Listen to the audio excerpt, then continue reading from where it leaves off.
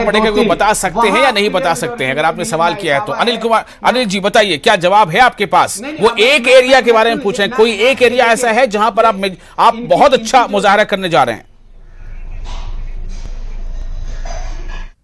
बड़ा मजेदार जो है वो अपने सवाल कर दिया इन्होंने, और इतना ऐसा उलझा हुआ सा सवाल कर दिया है। हम कहते हैं आपने पहला चरण लिया, जाट लैंड बोल दिया आपने। दूसरे चरण का चुनाव लिया, आपने उसको मुस्लिम लैंड बोल दिया। तीसरे चरण का चुनाव आपने यादव लैंड बोल दिया। अब जरा यहीं से आपके ही बताए हुए अनुसार जो है वो कौन सी स्थितियां ऐसी रही कि जहां पे समाजवादी पार्टी यासिर जिलानी साहब, क्या जवाब मिला आपको? अधिकार के प्रयोग के दौरान अच्छा नहीं पाया, को जाति से जोड़ दिया। मैं यही सुनना चाह रहा था। अभी आपने लाभार्थियों को जाति से जोड़ दिया कि जो लाभार्थी हैं उनका एक जातीय सिस्टम भी है, तो आप जात पात धर्म समुदाय की आप बात करते हैं। मैं तो यही सुनना चाह रहा था।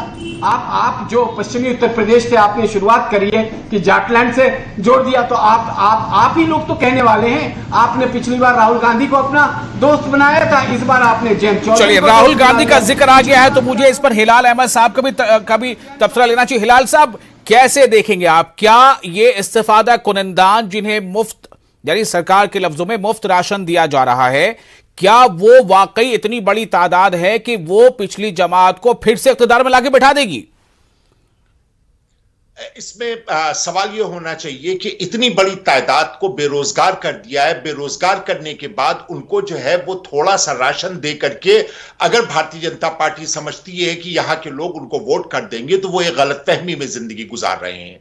क्या यह हो सकता है कि वो लोग जो अपने 2 वक्त की रोटी खुद अपनी मेहनत से अपनी ताकत से कमाते थे, आज की तारीख में सूबे के अंदर इतनी नौकरियां ही नहीं है कि वो जो है किसी तरह का कोई रोजगार पा सके और 2 वक्त की रोटी कमा सके। आप उनको जो है वो 2 वक्त की रोटी मुहैया करा करके क्या साबित करना चाहते हैं कि 15 करोड़ लोग, आपकी 24 करोड़ की कुल आबादी उत्तर प्रदेश की है, जिसमें 15 करोड़ लोगों को आपने उस जगह पहुंचा दिया जहां वो 2 वक्त की रोटी नहीं कमा सकते हैं, और वो आपको वोट करेंगे? ऐसा क्या हो सकता है? क्या लेकिन ऐसा हम हो तो सकता है कि हिलाल साहब, अब तो हम इस बात पर बात कर रहे हैं कि अवाम को जो फैसला लेना था वोट के जरिए वो लगभग हो चुका, सिर्फ एक मरहला बाकी है। तो क्या हम मैजिक फिगर पहुंच गए? बीजेपी का कहना है कि हम पहुंच गए और हमें इस वजह से कामयाबी का पूरा यकीन है। लाभार्थी नहीं, अब उसी के पर हम आपसे बता रहे हैं कि जो ये लाभार्थी की बात कर रहे हैं, ये इनकी बहुत बड़ी गलतफहमी है कि इतने लोग जो कि उत्तर प्रदेश के सूबे में सबसे ज्यादा जो भुखमरी है वो कहां है? वो उत्तर प्रदेश में। पूरे हिंदुस्तान में इतनी भुखमरी कहीं नहीं है जितनी कि उत्तर प्रदेश के सूबे में है। सबसे ज्यादा गरीबी रेखा से नीचे रहने वाले लोग जो है वो कहां रहते हैं? उत्तर प्रदेश में रहते हैं। सबसे ज्यादा बेरोजगारी कहां है? उत्तर प्रदेश में। सबसे ज्यादा इन्फ्लेशन कहां है? उत्तर प्रदेश में। उसके बाद लाभार्थी इनको जाके वोट दे देंगे कि आपने मुझको बेरोजगार कर दिया, आपने मुझे बेघर कर दिया, आपने मुझे इस लायक नहीं छोड़ा। यासिर जिलानी साहब, इसका क्या जवाब देंगे आप? किस तरह से आपने लोगों को कन्विंस किया है कि आपको हमने बेरोजगार करके आपको 2 वक्त का खाना हम नहीं दे रहे हैं, बल्कि हम आपको वाकई आपकी हम मदद कर रहे हैं, इसलिए आपसे हमें चुनावी फायदा मिलना चाहिए? यासिर जिलानी। विशाल आजम साहब, देखिए, मैंने लाभार्थियों के साथ साथ हमारी जो और सारी योजनाएं उस पर भी हमने चर्चा रखी हुई है। लेकिन आपको मैं बता दूं कि इस वक्त सबसे बड़ी मुफलिसी के दौर से, सबसे गरीबी, बेरोजगारी अगर कोई जूझ रहा है वो तो कांग्रेस पार्टी है।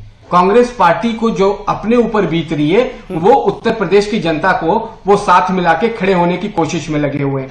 इनको ये आइडिया नहीं है कि इनके प्रदेश अध्यक्ष जीतेंगे कि नहीं जीतेंगे। ये उत्तर प्रदेश के किसी भी आप अपने सहाफी से पूछिएगा, वो बता देंगे कि किस हालात में इनके कैंडिडेट जूझ रहे हैं, किस हालात से इन्होंने चुनाव लड़ा है, वो भी उत्तर प्रदेश ने देखा है। इनके खुद के कैंडिडेट इनका साथ छोड़ के जा रहे हैं। हम तो अपनी बात को जाहिर सी बात है, कांग्रेस वो पार्टी नहीं है जिससे इलेक्टोरल बॉन्ड से सबसे ज्यादा चंदा मिला हो, ये सब जानते हैं, इसलिए उनकी हालत तो ऐसी शायद होनी थी। फिर भी हिलाल साहब, क्या जवाब देंगे आप इसका? नहीं, अब बात बहुत वाज़ेह हो जाती है कि आज की तारीख में भारतीय जनता पार्टी अगर किसी एक सियासी दल के ऊपर सबसे ज्यादा हमलावर होती है तो वो कांग्रेस पे होती है। ये अपने आप में बताता है कि भारतीय जनता पार्टी को यहां से उखाड़ फेंकने का काम सिर्फ और सिर्फ कांग्रेस कर रही है।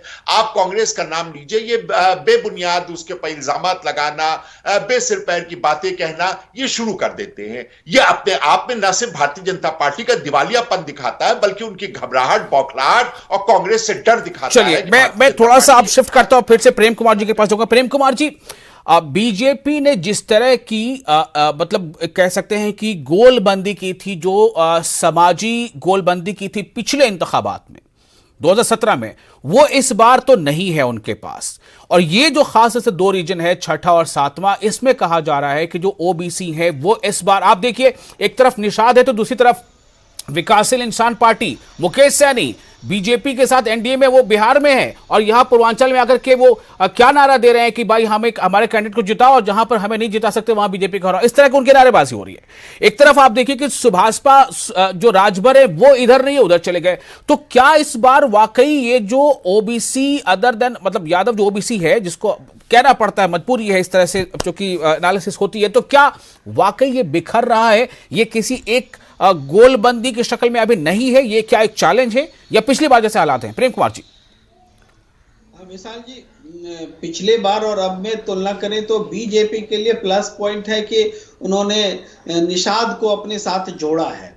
लेकिन नेगेटिव पॉइंट्स ये है कि सुहेल देव समाज पार्टी और उनके नेतृत्व में कई एक छोटी पार्टियां इकट्ठा हुई उनके समांतर, और सुहेल देव समाज पार्टी पहले बीजेपी में थी, अब उससे हट करके समाजवादी के खेमे में आई है। अब सुहेल देव पार्टी का उदाहरण इसलिए महत्वपूर्ण है कि देखिए, ये डबल इंजन की सरकार में जो शामिल रही पार्टी थी, वो अगर उस पार्टी को छोड़ कर गई है तो कोई कारण साधारण नहीं है।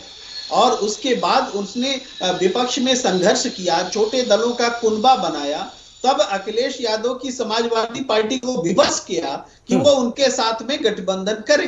यानी एक संघर्ष स्थापित किया है ओम प्रकाश राजभर जी ने, और अपने आप को राजनीतिक रूप से स्थापित करने के लिए ये उनके लिए मौका है। अगर ये चुनाव परिणाम समाजवादी पार्टी के साथ मिल करके, जैसे वो दावा करते हैं कि उन्होंने बीजेपी को जितवाया था, वैसे अगर उनकी वजह से समाजवादी पार्टी जीतकर सत्ता में आ जाती है तो ओम प्रकाश राजभर जी और उनके आस इर्द गिर्द जो छोटी छोटी पार्टियां हैं उसकी महत्ता स्थापित होगी। ये क्या होगा नहीं होगा अलग बात है, ये कोशिश हुई है, वो कोशिश उन्होंने की है। उसके बाद आप देखेंगे स्वामी प्रसाद मौर्य मंत्री रहे, या और भी दो मंत्री, 3 मंत्री छोड़ करके दारा सिंह भी आए जी, हाँ आए विपक्ष में। तो ये भी छोटी बात नहीं है कि सरकार का मंत्री छोड़ करके जा रहा है। क्या कारण था? कोई नाराजगी तो अच्छा, नहीं थी, एक मुद्दा ऐसा है प्रेम कुमार जी, जो कुछ राज्यों में, कुछ रियासतों में उसे बजट में शामिल कर लिया गया और यहां पर उसकी जो है अखिलेश यादव बड़ी जोरदार बैटिंग कर रहे हैं। वो मुद्दा है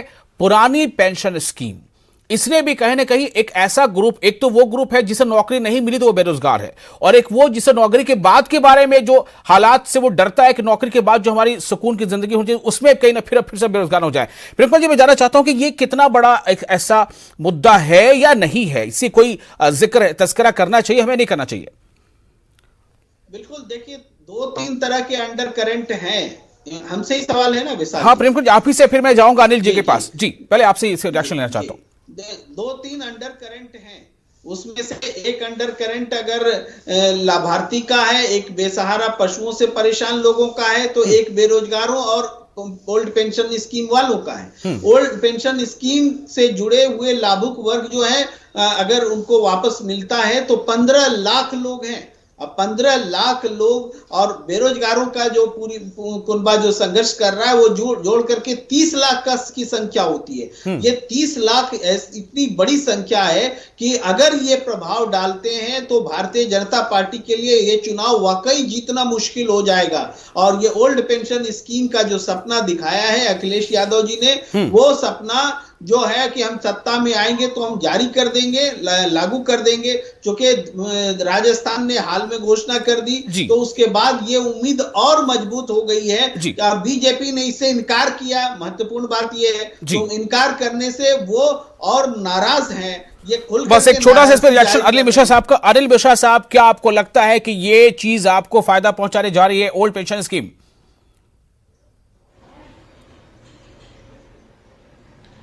देखिए, पुरानी पेंशन का जहां तक सवाल उठता है, ये मुद्दा जो है वो कुछ लोग जो रिटायर हो गए हैं और जिनका जो है वो अपने भविष्य बिल्कुल जो है वो अपने दांव पे है, हैंड टू माउथ हो रहे हैं, उसके अतिरिक्त तो उनका भी ये मुद्दा है कि जो होने जा रहे हैं, जो सर्विस में आए हैं अगर, तो उनको भी इस बात का ख्याल है कि हमको जो पेंशन किस हिसाब की मिलनी थी, नहीं मिलनी थी। ये प्रभावी मुद्दा है और इसे अंडर करंट बोला जा सकता है कि जो कहीं पे ऊपर से नजर ना आ रहा हो, लेकिन लोगों के, बहुत से लोगों के दिलों में ये एहसास जरूर है और ये निश्चित रूप से प्रभाव डालेगा। बेरोजगारी का भी प्रभाव पड़ रहा है, नौकरी का भी पड़ रहा है, और भी स्थितियां हैं। और ये एक ऐसा मुद्दा है कि जो सरकार में काम करने वाले मौजूदा सरकारी कर्मचारियों के भी दिमाग के ऊपर एक प्रभाव डाल रहा है कि हमारा भविष्य कहां के ऊपर है। चलिए 1 मिनट और है। हिलाल अहमद साहब, मैं आपसे जानना चाहता हूं, राजस्थान ने इसे लागू कर दिया तो क्या उत्तर प्रदेश में इसका फायदा कांग्रेस को मिलेगा या अखिलेश को मिलेगा? अगर वो वादा कर रहे हैं तो आप कितनी उम्मीद है इसका फायदा हासिल करने के लिए? हिलाल साहब, देखिए, बेशक इसका फायदा कांग्रेस को मिलेगा क्योंकि हमने करके दिखाया है, बाकी लोगों ने वादा किया है, हमने जो कहा है वो करके दिखाया है। या तो वो सूबे जहां पे कांग्रेस की हुकूमत है और या उत्तर प्रदेश में भी जो हमने वादे किए उनको करके दिखाया है। जैसे कि हम जब खातून लोगों के एम्पावरमेंट की बात करते हैं उसको हमने करके दिखाया है। ये सिर्फ वादे नहीं है कांग्रेस के, कांग्रेस सिर्फ वही कर रही है जो वो अपने दूसरे सूबे में जहां पे उनकी हुकूमत है वहां पे उन्होंने किया है। चलिए फिलहाल एक छोटा सा ब्रेक, जल्द हाजिर होते हैं।